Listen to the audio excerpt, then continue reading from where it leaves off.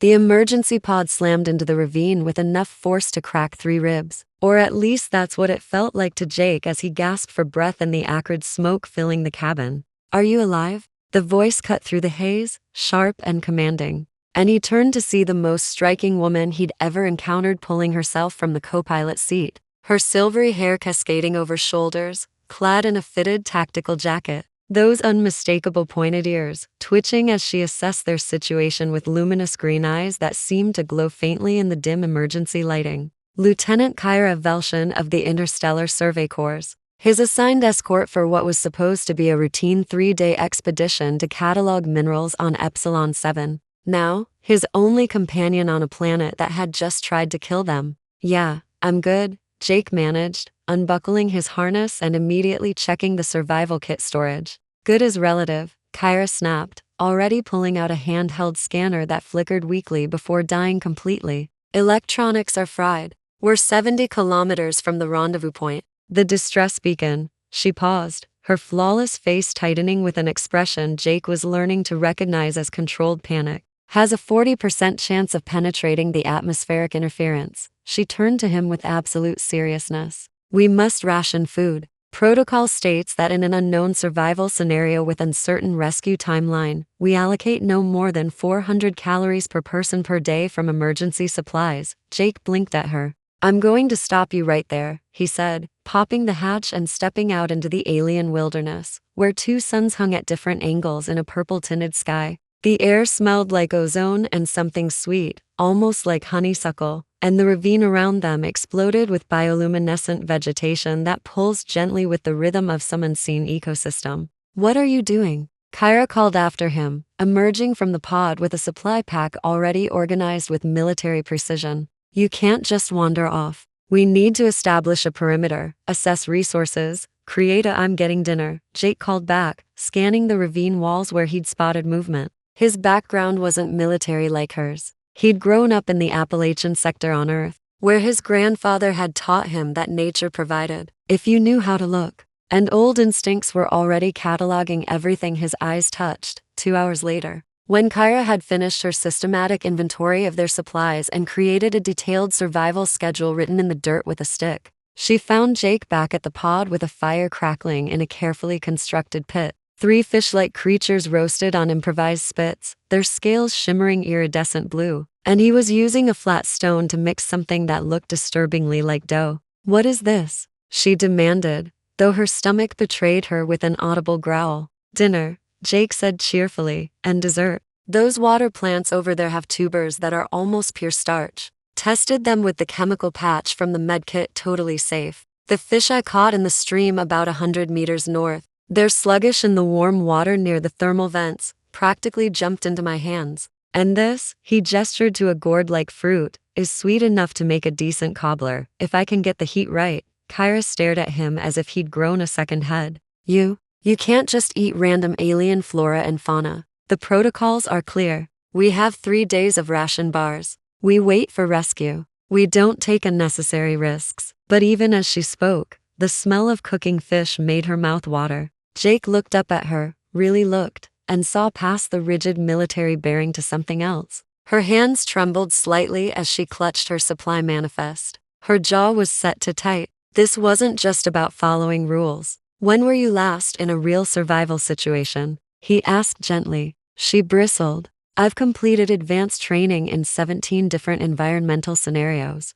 I graduated top of my class, and that's not what I asked." The silence stretched between them, filled only by the crackling fire and the strange whistling sound of wind through the crystal formations dotting the ravine. Finally, Kyra sat down on a rock, her rigid posture softening just slightly. "Never," she admitted quietly. "This is my first field assignment. I've been in simulators, training facilities, controlled exercises. But this is real. If I fail, if I make the wrong choice." She didn't finish the sentence. Jake turned the fish, buying time before responding. "My grandpa used to say that survival isn't about controlling everything. It's about adapting to what is. You've got all the training, all the knowledge. That's good. That'll keep us alive. But sometimes you've got to trust that life wants to keep living, and that includes us." He plated the fish on broad leaves that he'd confirmed were non-toxic and handed her one. At least try it before you commit us to 3 days of those cardboard ration bars. Kyra took the offered food with visible hesitation, her analytical mind clearly warring with her instincts. She took a small bite, then another, and Jake watched emotions play across her expressive features: surprise, relief, and something that might have been delight. "It's actually good," she said, almost accusingly. "The texture is similar to Andromedan silverfin, but the flavor profile is more complex. How did you know it would be safe?" Jake shrugged. "I didn't. Not 100%. But I looked at the ecosystem, saw other creatures eating them, checked for the basic warning signs Grandpa taught me: bitter taste, milky sap, unnatural colors. Used the chem patch to confirm. Calculated risk." He grinned. "Besides, I'm a geologist, remember? I know a thing or two about reading what the land is telling you." As the alien night fell and both suns dipped below the horizon, the ravine transformed into something magical. The bioluminescent plants intensified their glow, creating a shifting tapestry of blues and greens and purples that reflected in Kyra's wide eyes. "It's beautiful," she whispered, her guard dropping for the first time since the crash. "I was so focused on the danger, I didn't even see." "Yeah," Jake said softly, watching her face more than the scenery. "Easy to miss the moment when you're too busy planning for the next one." She turned to him, and in that luminescent glow, he could see the vulnerability she worked so hard to hide. "In the Survey Corps, failure isn't an option. One mistake, one miscalculation, and people die. I've studied every disaster, every mission that went wrong. I memorized every protocol because I never wanted to be the reason." Her voice caught. "I never wanted to be the reason someone didn't make it home." Jake felt something shift in his chest, understanding of the weight she carried. "You know what I think? I think you're so afraid of making the wrong choice that you're not letting yourself make any choice at all. Those protocols? They're a starting point, not a prison." He moved closer, the firelight dancing between them. "You're not failing, Kyra. We're alive. We're fed. And tomorrow, we're going to figure out the next step together." The next 3 days fell into a rhythm that neither had expected. Kyra's systematic approach to planning their route toward the rendezvous point combined surprisingly well with Jake's ability to improvise solutions to unexpected obstacles. When they encountered a field of crystalline formations that generated disorienting sonic frequencies, it was Kyra who calculated the optimal path through by analyzing the wave patterns. When they ran out of water and the purification tablets were depleted, it was Jake who fashioned a solar still using the pod's remaining reflective panels and some tubing. They talked during the long walks, sharing stories that bridged the gap between human and alien upbringings. Kyra spoke of her homeworld, Belshara, where children were selected for career paths based on aptitude testing at age 7, where excellence was expected and anything less was disappointment. "I was chosen for the Survey Corps when I was 12, she said, as they climbed a steep embankment, her voice matter of fact but tinged with something Jake was learning to recognize as suppressed emotion. "My parents were proud. It's a prestigious assignment, but I sometimes wonder what I would have chosen if the choice had been mine." Jake considered this as he helped her over a particularly tricky outcropping, their hands clasping briefly, and he noticed she didn't pull away immediately. "What would you have chosen?" She was quiet for so long he thought she wouldn't answer. Then, so softly he almost missed it, "I think I would have liked to study the bioluminescent gardens of the third moon. They're considered frivolous, not practical enough for serious scientific study, but they're beautiful, creating beauty for its own sake." That would have been nice. There was such longing in her voice that Jake made a decision. That evening, when they made camp, he told her he needed to scout the area and disappeared into the alien forest while Kyra organized their supplies and checked her calculations for the next day's route. An hour later, he returned to find her pacing anxiously. "You can't just leave without telling me a time frame," she started, but stopped when she saw what he carried. In his arms were dozens of the bioluminescent plants he'd carefully uprooted, complete with root systems and soil. "Help me plant these around our camp," he said simply, and watched her expression transform from confusion to understanding to something that made his heart skip. They worked together in comfortable silence, arranging the glowing flora in patterns around their shelter. And when they finished, their little camp looked like something from a fairy tale, pulsing with gentle light. Kyra stood in the center of it, turning slowly, and when she looked at him, there were tears trailing down her cheeks that caught the light like diamonds. "Why?" she asked, her voice breaking. Because you deserve beautiful things, Jake said, closing the distance between them. And because somewhere along the way, keeping you safe stopped being about survival and started being about something else. She reached up and touched his face with trembling fingers, her alien heritage visible only in those distinctive pointed ears and that subtle luminescent quality to her skin that he found mesmerizing. On Velshara we have a saying, she whispered. Kaltara Veshan, the heart knows no protocol. And then she kissed him, gentle and uncertain and perfect. And Jake wrapped his arms around her as the bioluminescent garden they'd created pulls softly around them. When they finally pulled apart, she was smiling, really smiling, and it transformed her entire face. I was wrong, she said. About the rationing, about the rigid planning, about a lot of things. You've taught me that survival is about more than just staying alive. It's about finding reasons to want to. Jake tucked a strand of silvery hair behind one of those pointed ears.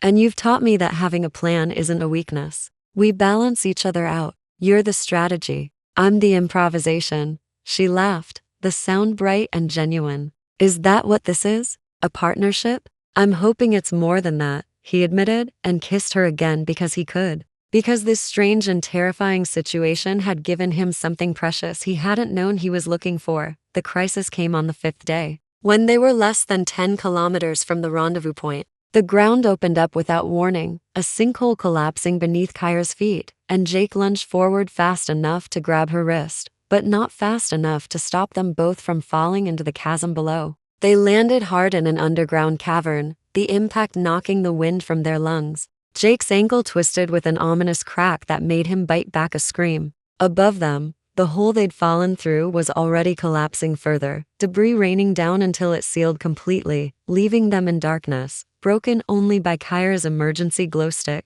Jake, your ankle, Kyra said, her training kicking in as she examined the injury with gentle but efficient hands. Definitely sprained, possibly fractured. We need to immobilize it. But even as she worked, he could see the panic creeping into her eyes. The rendezvous is tomorrow. We're trapped underground. The rescue ship won't know where to look. We have no communication. This is exactly the kind of scenario where she didn't finish, but he knew what she was thinking. This was the kind of scenario where people didn't make it home. Kyra, he said firmly, gripping her shoulders. Look at me. We are not giving up. What do we know? What do we have? She took a shuddering breath, and he watched her force herself back from the edge of panic. We have 3 glow sticks, 1 canteen of water, the knife, the remaining medical supplies. Her voice steadied as she fell into the familiar pattern of assessment. The air is flowing from somewhere, which means there's an opening.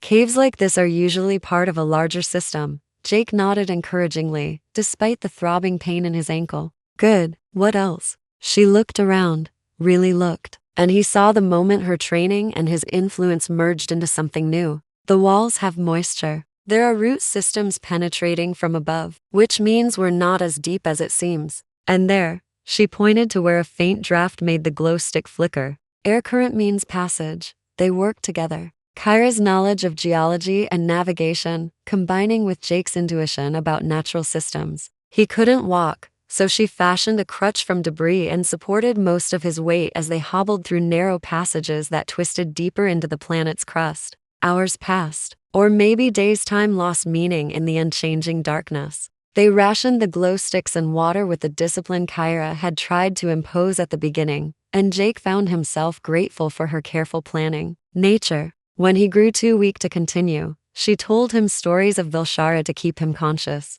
When she started to despair, he reminded her of her own strength. I'm sorry, Kyra whispered during one of their rest periods, her head on his shoulder in the darkness, after the last glow stick had died. For what? Jake asked, though his voice was hoarse from thirst. For not being enough. For failing you.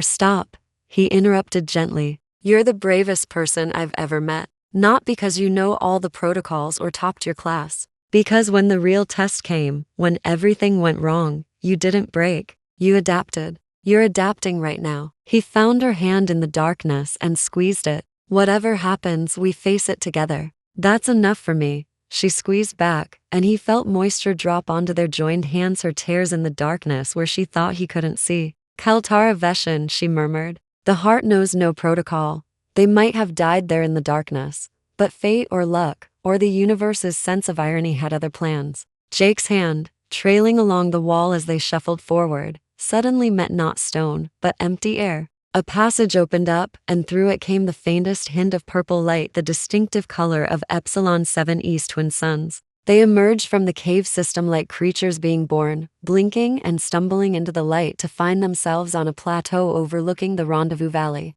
And there, like the most beautiful sight in the universe, was the rescue ship, its landing lights blazing in the afternoon sun. Kyra's emergency beacon, damaged but still functional, had done its job after all. The crew found them an hour later, dehydrated and injured, but alive. And Jake would never forget the look on the captain's face when Kyra refused to be separated from him during the medical evaluation, her hand gripping his with desperate strength. "We stay together," she told the medics with absolute authority. And no one argued with a Survey Corps lieutenant who had that particular look in her eyes. 3 weeks later, after the debriefings and medical treatments and official reports, Jake found Kyra waiting for him outside his quarters on the station. She looked different in her formal uniform, her silvery hair pinned back, those pointed ears adorned with the small crystals that indicated her rank. But when she smiled at him, she was the same woman who had planted bioluminescent gardens in the wilderness and kissed him in their soft light. "I have something for you," she said, and handed him a small container. Inside was a shoot from one of the bioluminescent plants, carefully preserved in stasis. "I went back," she explained, "retrieved samples from our camp. This one's yours." A reminder that beautiful things can grow anywhere, even in survival scenarios. Jake laughed and pulled her close, not caring who saw. "I don't need a plant to remember. I just need you." She tilted her head up, those expressive eyes shining. "Good, because I've requested a transfer to the Geological Survey Division. Apparently, they need someone with field survival experience to escort stubborn geologists who insist on catching their own dinner instead of rationing ration bars. Is that right?" He murmured against her lips. "Sounds like a terrible assignment." "The worst," she agreed, smiling. "But the heart knows no protocol, and mine seems to have made a choice regardless of regulations." They kissed there in the corridor. Human and alien, analyst and improviser. Two halves of a whole that had been forged in crisis and sealed in understanding. When they finally pulled apart, Jake grinned at her. "So, partner, when's our next mission?" Kyra pulled up a holographic display with all the systematic efficiency he'd come to love. "There's a survey expedition to Kepler for to be next month. Uncharted territory, potential hazards, uncertain food sources." She glanced at him with a spark of mischief that was entirely new and entirely wonderful. "I figure we'll need to pack light on rations. You'll probably just catch dinner and make dessert anyway." Jake threw back his head and laughed, the sound echoing through the corridor, full of joy and promise and the adventure still to come. "Yeah," he said, taking her hand and feeling the rightness of it settle into his bones. "Yeah, I probably will."